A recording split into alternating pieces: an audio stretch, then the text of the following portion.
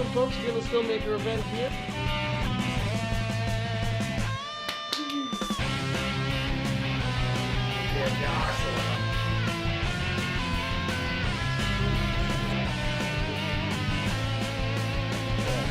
Roll sound. Cameras rolling.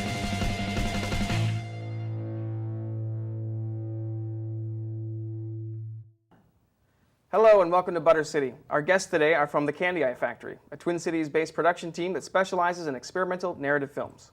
Please welcome to Butter City, JoEllen Martinson and William Scott Reese. Hey. Welcome, guys. Thanks. for coming on. Thank you. So let's just kind of start with a little history, I guess. Talk about where and when you started. Well, William and I met when we were in 6th grade.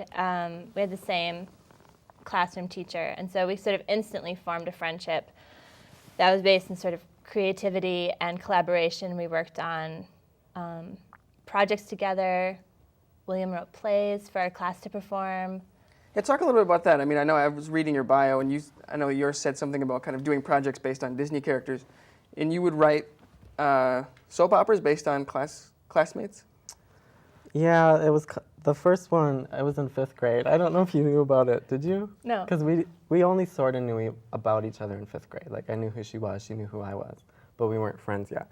So it was called Love of the Heart, and they'd be like 5 pages long, and I would write about the boys in my class being in love with the girls in my class, and as if they were adults and having miscarriages and having maybe an abortion or two. And like, so there would be like 5 pages and everyone would read them and then they'd be excited for part 2 and I'd write 5 more pages. And I think there was like 8 or 9. And so I did that the first time in 5th grade, and then I did it again like in 10th grade, and like our friends and our peer group would just like anxiously Wait for the next chapter and what was going to happen to them and their character. And none of it was taken personally because it wasn't like jabbing at someone. It was so just fantastic. It was just imaginative and so blown out of proportion. Because we were either like 10 or 15 at the time, so. So you guys kind of knew each other creatively, kind of getting to know each other from 5th grade through adolescence. Cut to, years later, you form Candy Eye Factory. Was it pretty much just running into each other and you guys started over again, or how did you guys come to work together at this point, kind of? Well, William and I have maintained our friendship since 6th grade. We've been very good friends and close friends and best friends for a long period of time. We went to separate colleges for 2 years, and then I transferred back to MCAD from Kansas City, and so we joined up again, and we actually lived together for a short period of time. And throughout this whole time, if I would come home on break from college or during the summer, we would make work together, just videos, some of them as long as, an hour or so, about different topics. And so then William finished up at MCAD, and people sort of had this interest in our work and were encouraging him to send some stuff into festivals. And so we decided that we'd actually purposely get together and make work to put out in the public. So talk a little bit about that, William. I mean, your work has a pretty unique flavor to it. When you guys were starting out and just getting going, where were you showing it? What was it, just kind of among friends and stuff, or? Yeah, I mean, we think about this now. The last like 10 or 11 projects we've made, we've kind of put under our Candy Eye Factory label, and we've showed them at festivals. But before that, we made dozens, if not hundreds of projects that we took almost just as seriously and put just as much thought into what kind of 1960s shoes people were wearing or what kind of 1980s cup they were drinking from. And then we would never show those projects to anyone, ever. So I don't know why we were taking it so seriously, but... That was the fun of it, though, and that's why we did it. It was just so much fun, and it was the way that we looped all of our friends into doing something fun. It's what we did on our weekends, and what we did on New Year's Eve was make a movie. It was just like, that's how we spent our time. Because I mean, by the time you guys were Candy Eye Factory was up and going, then you had quite a bit of practice. Because I was going to ask, how were you received? How did your stuff, when you started showing it, I mean, because has it always been kind of the same flavor? I know it's very fashion influenced. That's a big part of it. Mm-hmm. When you started entering it in the festivals, when you got away from the friends and the smaller groups and looking at it yourself, Did you find it well received, and have you adjusted anything? Have you thought, oh, that's just not working, we should go in a new direction or something? Or I mean, we did feel like our work was well received, and we also felt like our work was really unique. Like, we kind of knew that from the first public screening we had, and especially now that we've been in festival after festival, we just don't see a lot of work that's like our work, and so that kind of makes us feel like valuable or something, like we're providing something that isn't being created otherwise. So I think that's an inspirational and motivating factor. And I think too, in all of our creating our work, it was always, we're making work for us and the kind of work that we would love to see being made. And we weren't trying to emulate, our favorite directors. We're trying to make a unique and original work that is in short form. That is something that we would be interested in seeing if we saw it at a festival, if we saw it on TV or something like that. cool. Let's take a look at a clip. This is going to be from Digits. Can you guys set it up a little bit? Tell us what we're gonna see here. This is Digits. The whole piece is 8 minutes long. It's experimental. We really became, once we were able to work in Final Cut Pro and edit digitally, we became really interested in using text and graphics and weird things in sort of the technical construction of the film. And also with this film, we were interested in telling a story that felt like so much of the story was being left out that you had to sort of put the pieces together in your own way. And it's kind of inspired by music videos, which a lot of our work is, but especially Digits. Cool. Okay, let's take a look at this.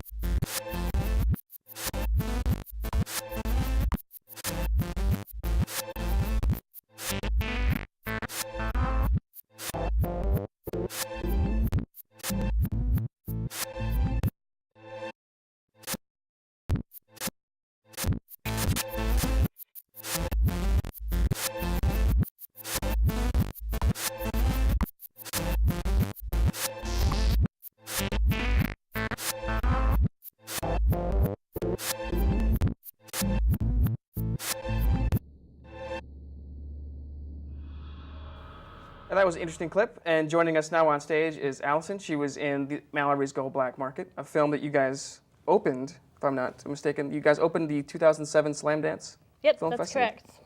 So did you get a chance to go out there with them?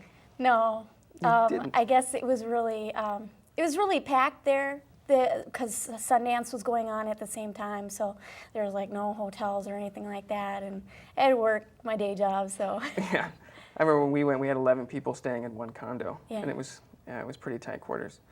You guys have a real unique style of, a lot of stuff happens in post. It seems like you guys are very post-heavy in your work. When you have working with an actor, and you know that you're going to do a lot of it in post. How do you find that to work with? Do you feel like you have a lot of room to work, or what is it like? I don't know. A Candy Eye film is usually the first day you try and clothes. It's very what clothes you're gonna wear and stuff, and then you kind of have a gist of what you're gonna do that day, and sometimes you know the story. Sometimes, like on the last one we did, the epicene, I didn't really know too much about the story, so you just do what the director says and try to look your best. And And how does that break down for directing duties? co-share a lot of this stuff, a lot of directing. We're both usually there on set and behind the camera. And, you know, I think we've worked together for so long that it's really not, there's no issues of, I need to take care of this or you need to take care of this. It's just very fluid and cohesive, I think. And I think it helps to have two people giving their opinions about thinking of ways or solutions around a scene or something like that, or thinking of if we come across a problem, some way to correct it or, you know, overcome it. So Allison, you never got, don't listen to him. Oh no, no, No, sometimes I'm sure we totally confuse people, our actors. Usually they're on this. They've worked together for so long. They're usually on the same wavelength, and they'll even use phrases or words that I'm like, what does that mean? But they're like, oh, like this, like a Mallory haircut. Yeah, like a Mallory. And I'm like, I don't know what that means, but okay. And so they're very like they kind of think as one. So a lot of times, like kind of twins, like secret language stuff. Yeah, totally. And so that's fun to see, and they're usually on the same page. Do you guys do anything with rehearsals at all? Depending on the movie, you know, we might run through a shot a few times, but we don't usually do like a full read through. For our longest film, Santa Susanna, which was 38 minutes, we did do a full cast read through, and then people took their scripts away and could memorize it if they wanted to. It wasn't necessary. And so then, you know, when we're working, we just say, these are the scenes that we're going to do that day. This is what we're going to try to accomplish. You can be prepared for that. But some of our other work is much more... It's more like there won't be dialogue, there won't be talking. It's more like, especially for the episcene, I think, that Allison was in, it's half of it is acting, but half of it is probably just like modeling, you know? Just like stand there and look pretty and sad, stand there and look pretty and confused. And it's like, you know, you don't have to practice it. Sometimes they'll say something and you're like, I don't know what that exactly means. And then once you see the film all together, oh, okay, that's what they meant, you know? So it's a lot different when you see it in the film as when you're doing it. You're like, I don't know how that's gonna add up to, you know, like match up with whatever. And talk about your first impression seeing like when you walked away from the set the last day, were you just shaking your head and like, oof? I'm always kind of, kind of question did I do that good enough? Was that really what they wanted? And like in theater, you get a lot of feedback, you know, and you get a lot of direction and stuff. And with them, not so much direction, so I'm always kind of like, was that what they wanted? Or do okay, we're gonna go on, but maybe I should have done that. But they always know what they're doing, and so you just gotta trust in the director, and they've got their vision, and that's what I like, is that they've got their own unique vision about their films, and you just gotta go with it.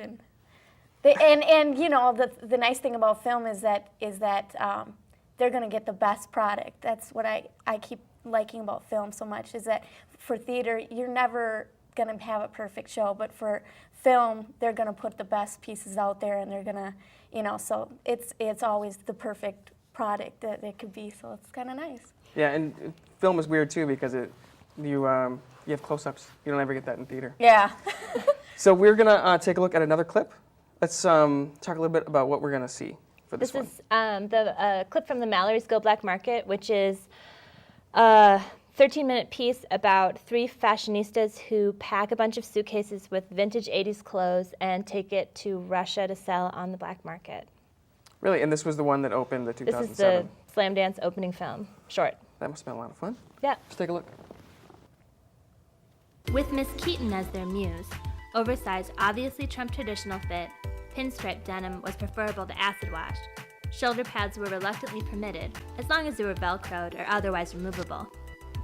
It was unspoken among the partners early on that any item involving strawberries, unicorns, or elasticized waistbands should be eliminated immediately without a word of discussion.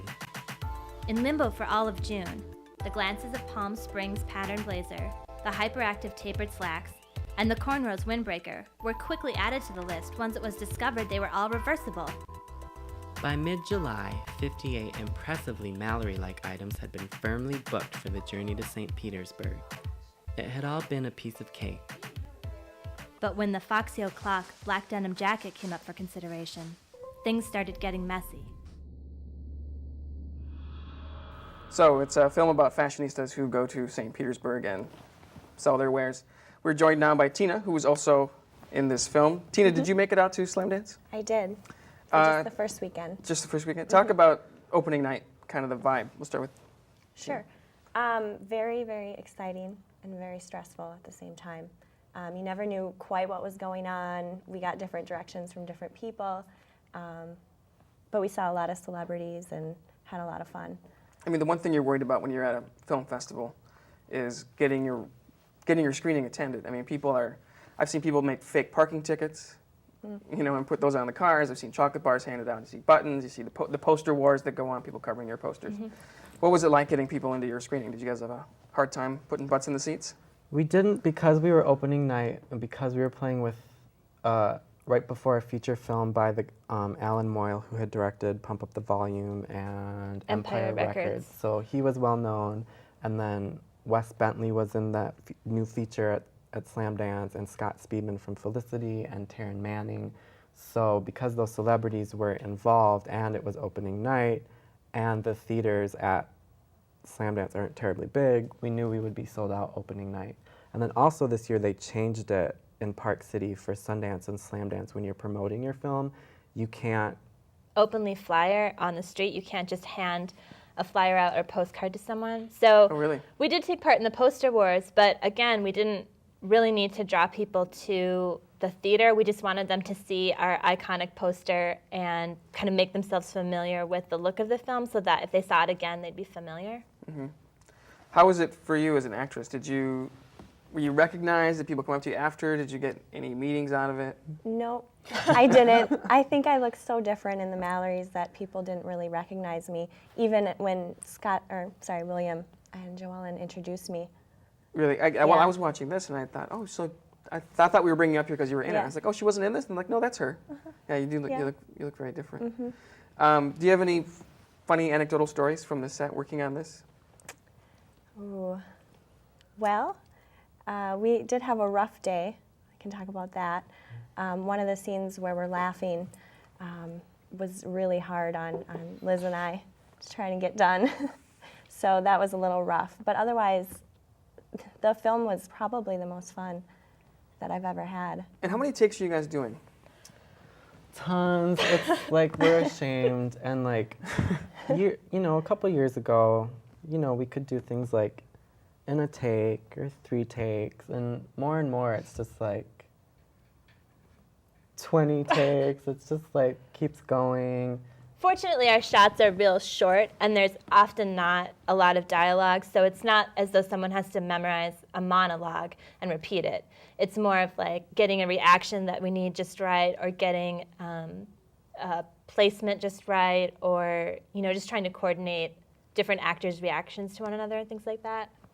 And how much do you guys write for an actress or for an ensemble or for a cast? I mean, did you guys have Tina in mind when you did Mallorys? Yeah, I mean, we've known Tina since I was like, 5th grade. Yeah, years and years and years. Yeah. And Tina's been in so many things. And Allison we've known now for 2 years, and we incorporate her into a lot of our projects. And so we like working with people we know, and we like, the more that we work with someone, like Tina, we like to keep it fresh for Tina too. So she's not always like the tortured, protagonist, but sometimes she gets to play someone a little bit more catty, or she's the villain, or, the more that actors work with us, trying to give them different things that they can explore, but at the same time, trying to sort of serve, the greater purpose of the film and fitting the character with the right actress and things like that. And so I think that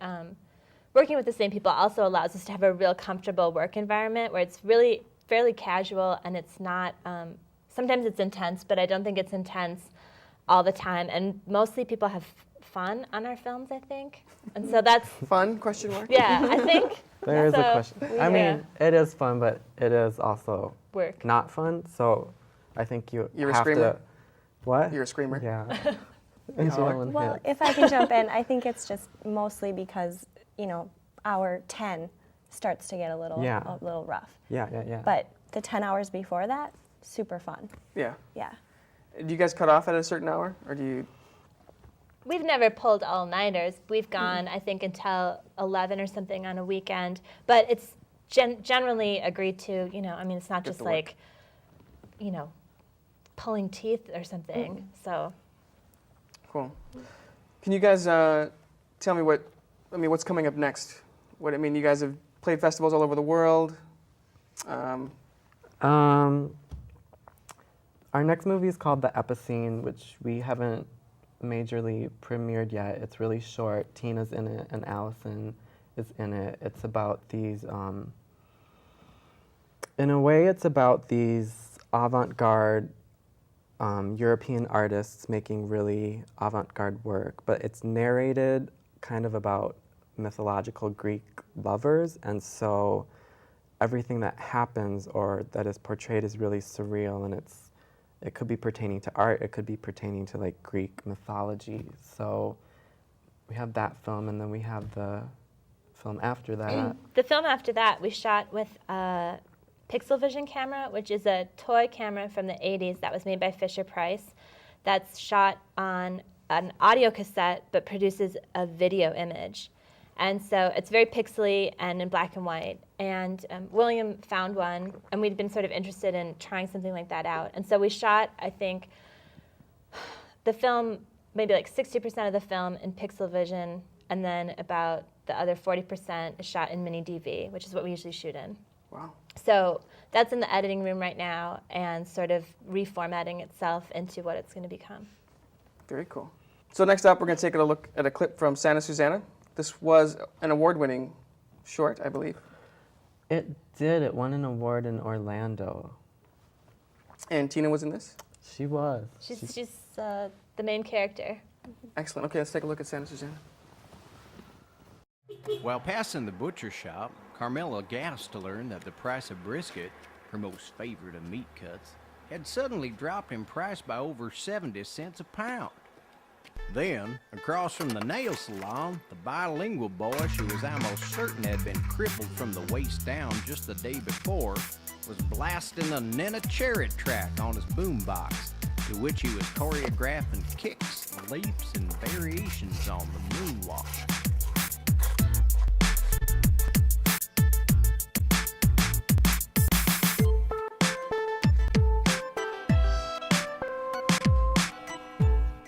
At lunchtime, the noodle letters in Carmela's leftover soup spelled out something too coincidental to be deemed purely coincidental.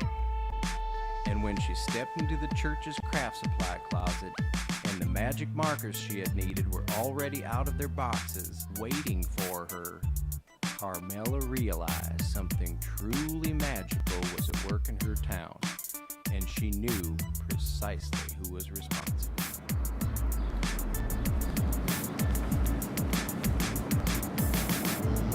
You're from Brooklyn by way of El Toro. You're a Bartender. sunburns, Totally bite. and your name is. Susanna. I totally prayed to you. Do you have any money?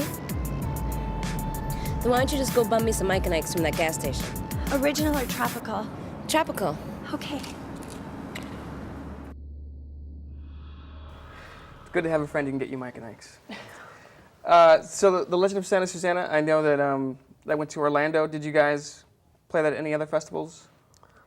Yeah, it played. I was on MNTV here in town, and Played at the Red Hot Art Festival and some other festivals. We've been in so many. It's hard to keep track. Well, that's kind of what I was getting at. I mean, with so many different films, so many different festivals available, you guys have played some pretty. You guys played one on a cruise ship in London. You guys have played in Berlin. How do you decide where you're going to submit, and how do you decide where you're going to go? Like actually show up and. well, I mean, William and I haven't traveled outside of the Twin Cities area for a film festival until Slam Dance, despite the fact that we've shown in Italy and some other really great places that would be fun to go to. That's simply because making films isn't our day job, and it's not a moneymaker for us, and so it would just be a personal cost of traveling someplace. But generally when we're looking for festivals, we try to figure out where our film could fit in best, and we don't apply to just any festivals. We just try to figure out what the festival's asking for, would our film work there, does our film fit a specific genre, is it female focused or anything like that. So you guys are pretty picky. Yeah, I think so. Yeah, because I think otherwise, and in some ways it's such a crapshoot as to whether you get into any given fest or not, that we feel like if we put some forethought and some strategy into it, then our odds will be better. Because you never want to get an email that's like, thanks, you didn't get into this fest. So we try to like sculpt our lives so that we can get more emails that are like, welcome to our fest. Okay, guys. Well, that's about all the time we have right now. I want to thank you guys for coming on. Do you guys have any parting words of advice for people who are trying to get into experimental narrative film or do what you guys do? What would you tell them? I think our philosophy is if you want to make a film, just go and make a film. Don't put up an excuse. You don't need a fancy dolly. You don't need fancy costumes. You don't need anything but a room in your house and a camera, any kind of camera, and you can do it. Yeah, make whatever film you can make at that time in your life based on the resources you have, based on the money you have, based on the friends you do or don't have, and then make a movie that only you can make. Don't try to be like Quentin Tarantino. Yeah. Just be you. That's actually excellent advice. Well, that's all the time we have for today. I want to thank you for tuning in. This is Butter City. You can check us out on the web at www.buttercity.com. I'm Dan OROZCO, and thanks.